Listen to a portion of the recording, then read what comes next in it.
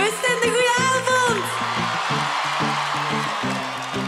Ik las het deze week op het internet. Niet dat ik het wou, want normaal geloof ik niks van het internet. Maar ik dacht aan jou. 5 signalen om te achterhalen of het halve liefde is. Nu kan ik niet ontkennen dat ik twijfels heb als je naast me ligt.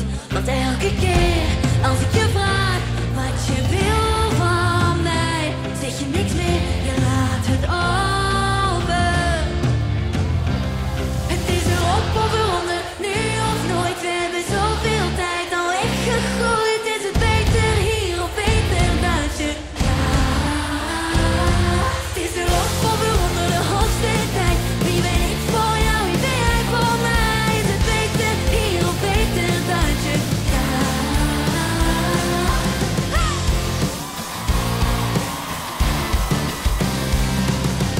Alles wat ik had heb ik ingezet, omdat ik het wou. Maar volgens dat artikel op het internet is het nu aan jou. Met andere woorden, ik weet wat ik hoorde. Dus kom ik niet vertellen dat je twijfels hebt als je denkt aan mij. Want elke keer als ik je vraag wat je wil van mij, zeg je niks meer, je laat het open. Wow, het is... We hebben zoveel tijd al weggegooid. Is het beter hier of beter buiten? Ja, het is erop of eronder, de hoogste tijd. Wie ben ik voor jou, wie ben jij voor mij? Is het beter hier of beter buiten? Ja.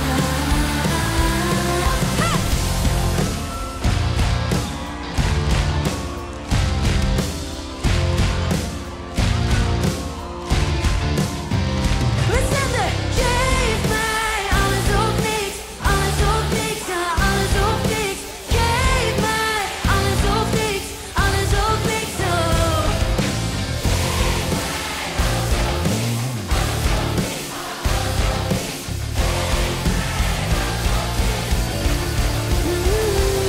Het is erop of eronder, nu of nooit. We hebben zoveel tijd al weggegooid. Is het beter hier of beter buiten? Ja.